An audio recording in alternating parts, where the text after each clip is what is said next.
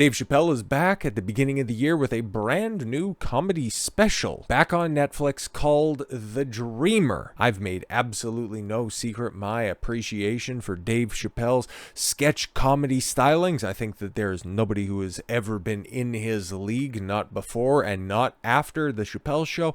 But his stand-up comedy, for me, has always been a bit lacking, and in recent years, even with his bolder stances, I never necessarily found any of it to be like uproariously funny. For as high of a pedestal as I will put the Chappelle Show on, when it comes to his routine, it definitely doesn't break into that upper echelon of like Pryor and Carlin, but who does at the end of the day, okay? But I heard a couple of the jokes when it comes to this one, and I think The Dreamer might actually be some of his best work that I've heard from him in a while. So, of course, because it's good, it's timely, it's pointed, and it's from Dave Chappelle, who has a track record, it's getting traction, and of course, the predictable response is in tow. Dave Chappelle's obsession with mocking trans people continues in new Netflix special, The Dreamer. I love punching down. But let's keep it a buck, okay? Is he necessarily making it a complete 90-minute special? Does he go up there and he does his entire routine going trans, tranny, trans? No, not quite, man, okay? You got, the Rolling Stone to compare and contrast with the Variety article, okay? He's got an obsession with trans people. Rolling Stone, bastions for journalistic integrity. Dave Chappelle, The Dreamer, is another barrage of trans jokes. Stand-up comedian, 7th Netflix special, released on New Year's Eve. Could have been much more, but what was he actually talking about? Let's hear a snippet. Tired of talking about them. Oh, no. And you want to know why I'm tired of talking about them? Because these people acted like I needed them to be funny. Yeah, exactly. Well, that's ridiculous. It is ridiculous. Okay, it was, a very small portion of a few of his specials.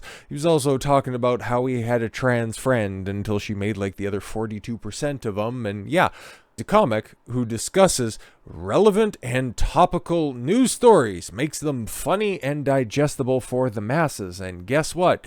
What has been more prominent in the past few years since 2020 than transgenderism? Well, I can think of very few other examples. And guess what? Whenever those things do come up, Dave talks about them. He's pretty good at his job. That's ridiculous. What? I don't need you. I got a whole new angle. You guys will never see this shit coming. Okay, what do you got? I ain't doing trans jokes no more. You know what I'm gonna do tonight? Oh, no. All handicap jokes. Oh, shit. Now, I don't want to play the rest of that because I think that it's actually a really funny joke. It's a really funny set. It's a very basic premise. Like, he does all of your stereotypically hack handicap jokes, but he also does that in order to prove that Dave's not a one-trick pony.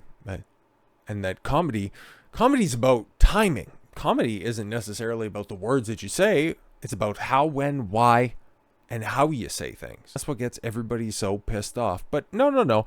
He did make a couple of, trans jokes, okay? Actually made a very good trans allegory out here. And here's another joke I won't necessarily spoil because he does a lot of good setup, okay? He was talking about how Norm Macdonald was trying to be a liaison for him to meet Jim Carrey, somebody who he looked up to. Certain reverence in the comedic field, which, okay, sure, in the early 90s, I don't think that there was anybody hotter than Jim Carrey. That's for true. But even when Dave Chappelle decided to, abruptly leave the Chappelle Show and then rediscover his roots by going to Africa and then messing about for a few years in the aftermath, okay, nobody's quite fallen off the same way that Jim Carrey has, but, TDS strikes people different ways. But he's talking about, wanting to meet him, okay? It all ended up on the scene of the movie that he was working on at that time, Man on the Moon, talking about how he was being a method actor, okay, being completely and totally engrossed in the character of Andy Kaufman. Everybody was calling him Andy on the set, off the set. He completely and totally encapsulated everything that it could be to be Andy Kaufman. And then I can play a couple of seconds of this, okay, talking about how he was disappointed that he wanted to meet Jim Carrey. I wanted to meet Jim Carrey. Okay. And I had to pretend this nigga was Andy Kaufman. All afternoon.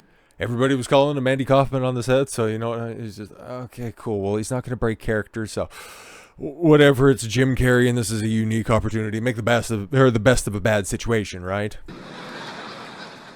And he was clearly Jim Carrey. I could look at him and I could see he was Jim Carrey. I think you probably know where this joke is going, even though you do. Like, come on. Anyway, I say all that to say, that's how trans people make me feel. Yo, that shit's funny, even though you can see the punchline coming from a mile away. But that's what, he's obsessed with trans people. He's obsessed. Oh, come on now. You can scroll through social media and you'll see liberal white women complain about how men are ruining everything in my patriarchy with more unhinged rants and people not being obsessed. Like, come on, man. Let's see what, the urinalists have to say about this. Maybe it's time for Dave Chappelle to try some new material. You're going to go ahead and tell a comedic living legend that he needs to try some new jokes, that your jokes just aren't funny. The comedian's newest special, The Dreamer, debuted on Netflix on New Year's Eve. It largely focuses on his early years as an entertainer and how he manifested his success. But he floods the first 12 minutes with a set revisiting his favorite target in recent years, transgender people. Yeah, because, okay, you're coming to a show in 2020. Well, yeah, it would have been taped in 2023. Obviously, that's also when it was released. We're just talking about it in the new year. The time that he makes a special, people try to cancel him. They try to take it all the way up to the top of Netflix, and Netflix goes, "Do you not understand how much money this guy makes us? We are not canceling him right now, okay?" One of the few times that Netflix has a, based take on things. But God bless him for doing as much. And so, because it's the given year, because it's Dave Chappelle talking about this, it would be like it would be like going to a Richard Pryor concert, saying that he needs to try some new material because he's tired of hearing about he gave up smoking crack after he set his house on fire. Oh my God. Dave Chappelle opens up the special by telling a story about visiting a Jim Carrey while he was shooting the 1999 film Man on the Moon. Talking about him, yes, being a method character for Andy Kaufman. Dave recalls being very disappointed, spent the entire day speaking to Carrey, pretending to be Kaufman, ending by saying, "That's how trans people make me feel," to a very good laugh from the audience. He then addressed the controversy surrounding his anti-trans material, saying, "If you guys come to the show tonight thinking I'm going to make fun of those people again, you've come to the wrong show. I'm not fucking with those people anymore. It's not worth the trouble. I ain't saying that shit to them, and maybe 3 or 4 times tonight, but that's it. I'm tired of talking about them." And you want me to... Oh, you want to know why I'm tired of talking about them? Well, because people act like I don't need them to be funny. I played that bit right there as well. And yeah, it's strange that Variety would open up with that, noting that, all he does is talk about trans people. Then he doesn't talk about trans people. A few minutes later, Chappelle revisited the topic, saying, "To be honest with you, I'm just trying to repair my relationship with the transgender community because I don't want them to think that I don't like them. You know how I've been repairing it. I wrote a play. I did because I know that gays love plays. It's a very sad play. It's a very moving play. It's about a black transgender woman whose pronouns are sadly, oh my God, it's a tearjerker. And at the end of the play, she dies of loneliness because white liberals don't know how to speak to her. It's sad. It's just fucking hilarious. He later quipped, "God forbid I ever go to jail, but if I do, I hope it's in California. As soon as the judge sentences me and be like, you sentence me, I want to go to the court where I identify as a woman. Send me to a woman's jail as soon as I get there. You know I'm gonna be, give me your fruit cocktail, bitch, before I knock your motherfucking teeth out. I'm a girl just like you, bitch. Come here. I suck this girl dick I got. God, don't make me explain myself. I'm a girl." That's very funny. Later in the special, Chappelle addressed that he was attacked on stage at the Hollywood Bowl in 2022. Oh shit, yeah, I remember that. Fuck. There were some famous... Wasn't Jamie Foxx in the audience? This was definitely, didn't, have an adverse side effect to a certain thing for, disappeared for months on end only to come back, look completely different, and then eventually getting Me Too'd after saying some base things about our greatest ally. But anyways... Chappelle recalled trying to diffuse tension after the incident with a joke, telling the audience it was a trans man. But he said it didn't go over well, giving the audience's response a boo, it's LA, we like trans people. Chappelle also said the attacker had a knife and identified as a gun, and I triggered them because I had done LGBTQ plus the jokes, and it turns out that the fellow was a B. He also joked that knowing the attacker was bisexual, he could have been raped. Absolutely, man. This is how you tell a story. and you make it hilarious with relatable material. Okay, this is something that mass media has completely and totally disassociated with in recent years.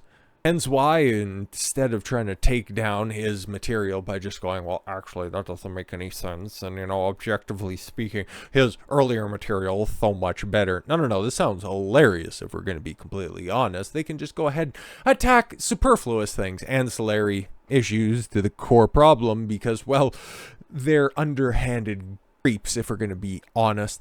Fans outraged after Dave Chappelle reportedly stormed off stage after man violates a strict policy during comedy shows. Yes, he was trying to record the set, okay? I'm sure he probably told everybody beforehand and then afterwards, okay? Listen, you record my set, I'm leaving. Somebody decided to break that rule. Dave enforced boundaries, and now they're trying to make this a story because they couldn't make, oh my god, he's obsessed about the trans community narrative stick. Dave Chappelle is another celebrity standing on business when it comes to art. Okay, recently the Def Comedy Jam alum walked off stage. That's the credit that you're going to give him? Interesting. In front of an audience of approximately 7,000 paying customers after one person pulled out a phone during his set. Yeah, I'm sure that was the only thing that happened. 50-year-old Washington, D.C. native is heralded as one of the greatest black comedians of his generation. No. I would just say comedians. And has a strict no cell phone recording policy at his shows. Yeah, imagine that. Also very serious about that rules enforcement. Exactly, man. On Wednesday, December 28th, Chappelle was booked to perform at the Seminole Hard Rock Hotel and Casino in Broward, Florida, between Christmas and New Year's Eve. Yeah, that's normally where December 28th falls. Good one, Sherlock. During the second night, the 5-night stand-up experience that cost attendees over $100 a ticket, he looked into the crowd and saw a fan recording the show. Furious about the blatant disregard for his mandate, the half-baked actor. There you go, okay? That's normally, okay? One of the two credits that they'll go ahead and check for him, Half-Baked and The Chappelle Show. Pointed the man to the security, berated the crowd, and then exited the stage. He reportedly shook his head and left the stage, according to the Miami Herald. As of now, there are no recordings of the incident. However, many people on social media were upset that he didn't finish the performance. Few things make you more misanthropic than going to a theater. I saw Dave Chappelle at the Hard Rock tonight, and he rightfully so dropped the mic and stormed off the stage. My favorite comedian ever. My first time seeing him, I was so excited. And some penis had to self-insert. Is that what we're doing? One person wrote on the X platform. Wow, so it kind of seems like everybody was in unison with Chappelle on that one, just going, he's got a no recording policy, and you're recording. Somehow it's the media that's most affected. Why? Because he's not playing their game. Even though ideologically he probably agrees with a bunch of the mass media talking points. Okay, he's a very multifaceted individual. He's not just going to line up on one specific side. He's a man who thinks for himself, and that's the most dangerous individual that you can be in 2024 and moving forward. So once again, an incredibly common Dave Chappelle W, and I hope that he continues to do more going into the future. So with all that said, thank you all very much for the gift of your time. I've been Don Consuelo. I want you to follow your gut and get after it. Take care, everyone.